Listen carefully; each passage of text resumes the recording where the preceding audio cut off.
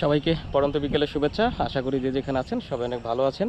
আমি বেশ কয়েকদিন আগে একটা ভিডিও পোস্ট করছিলাম মোটরসাইকেল বিক্রির, বাজাজ ডিসকভার 110 সিসির বাইকটা অবশ্যই সেল হয়ে গেছে। আর আজকে নতুন আরেকটি ভিডিও নিয়ে আসলাম, সেটা হচ্ছে ইয়ামাহা এফজেড ভার্সন 3। এটা হচ্ছে গ্রে কালারের একটা বাইক। বাইকটি খুবই সুন্দর এবং বাইকটির আউটলুক একদম নতুনের মতো, এবং বাইকটিতে কোনো ধরনের কোনো স্পট নেই, একদম ফুল ফ্রেশ একটা বাইক। বাইকটি আপনাদের দেখানোর কারণ হচ্ছে বাইকটি সেল করা হবে। আর বাইকটির কাগজ হচ্ছে মিরপুর, বাইকটির রেজিস্ট্রেশন হচ্ছে মিরপুর 14-তে, মিরপুর 14-র বিআরটিএ রেজিস্ট্রেশন, এবং বাইকের রেজিস্ট্রেশন নাম্বার হচ্ছে ঢাকা মেট্রো ল 30 সিরিয়ালের একটা গাড়ি। বাইকটি চলছে খুবই কম চলছে। আপনাদেরকে মিটারটা যদি দেখাই, বাইকটি চলছে মাত্র 13,494 এই পর্যন্ত। মূলত বাইকটি খুবই কম চলছে এবং বাইকের পারফরমেন্স খুবই ভালো। এবং আপনাদের যদি আউটলুকটা একটু দেখাই মনে হয় তাহলে আপনারা বুঝতে পারবেন। আর বাইকে হচ্ছে আপনার এই চাকাগুলো যদি দেখেন একদম ফ্রেশ। গাড়িটা যদিও সার্ভিসিং করা হয় না বৃষ্টির কারণে, এবং এই যে দেখেন চাকার যে গ্রিপগুলো, সেই গ্রিপগুলো কিন্তু একদম স্ট্রং আছে। প্লাস এই যে চাকা, নতুন চাকা যেরকম যে বিট থাকে সেইগুলো কিন্তু একদম পুরোটাই আছে। আমি যদি আপনাদেরকে পুরো বাইকটা যদি একটু দেখানোর চেষ্টা করি তাহলে হয়তো আপনারা বুঝতে পারবেন। আর ইঞ্জিন কন্ডিশনটা একদম ফ্রেশ, আনটাচ একটা ইঞ্জিন, কোনো ধরনের কোনো এটাতে ইঞ্জিনে হাত দেওয়া হয় না। ইঞ্জিনের সাউন্ড, তারপর ব্রেক, সব কিছু একদম ফ্রেশ আছে। এবং বাইকটি কিন্তু নিয়মিত সার্ভিসিং করা হয়েছে।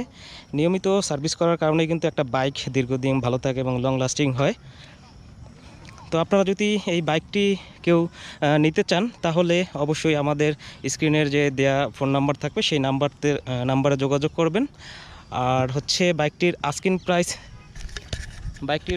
প্রাইস চাওয়া হচ্ছে 2,50,000 টাকা। এটা মার্কেট প্রাইস বর্তমান মনে হয় 2,80,85 এরকম, বা তার কম বেশি হইতে পারে, আমি সঠিক জানি না। তবে এই বাইকটি কিন্তু 10 বছরের রেজিস্ট্রেশন করা।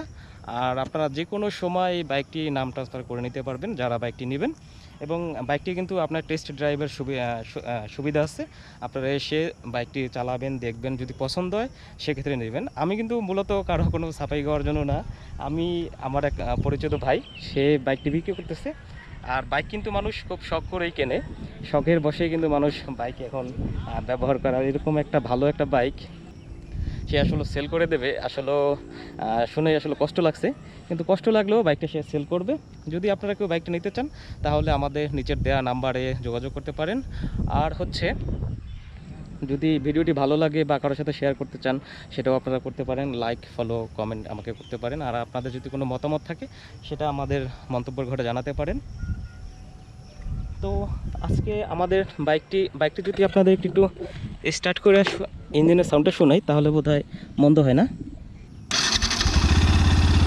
বাইকের সাউন্ড কিন্তু একদম পারফেক্ট আছে। যে দেখেন নতুন বাইকের যে সাইলেন্সার হলারের সাউন্ডটা আপনারা হয়তো শুনতে পাচ্ছেন।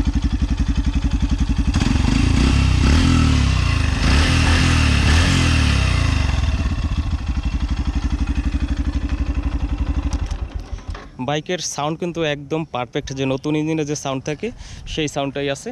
রিকন্ডিশন বাইক কেনার ক্ষেত্রে অনেক বিষয় আমরা লক্ষ্য করতে পারি, যে এইসব বিষয়গুলো লক্ষ্য করলে আমরা একটা ভালো গাড়ি মন্দ গাড়ি আসলে বুঝতে পারবো।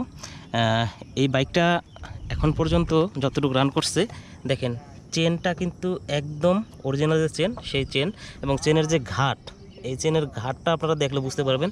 এবং একটা বাইক কী পরিমাণে চলছে সেটা আপনারা বাইকের চাকা দেখলেও কিন্তু বুঝতে পারবেন।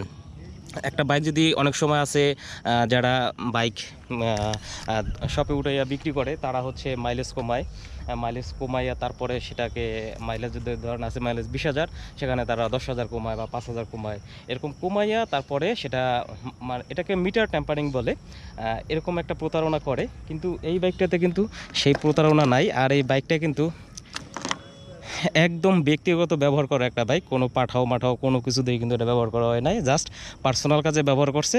এবং বাইকটা 2023 সালে কেনার পরে এই পর্যন্ত 14,000 চলছে। তাতে বোঝে নাই তো মানে 1 বছরে আর কতটুকু একটা বাইক চলতে পারে। সে খুবই যত্নশীল এবং খুবই যত্ন নিয়ে গাড়িটা ব্যবহার করছে, যেটা আপনারা যদি আসলে বাইকের আউটলুক দেখলেই বুঝতে পারবেন।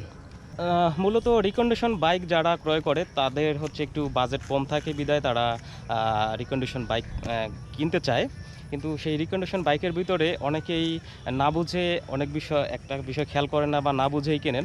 সেই বিষয়টা হচ্ছে আপনারা যখন রিকন্ডিশন বাইক ক্রয় করবেন, এই যে একটা জিনিস আপনারা হয়তো নিশ্চয়ই দেখতে পাচ্ছেন, এখানে কিন্তু এই যে একটা চেসিস নাম্বার থাকে।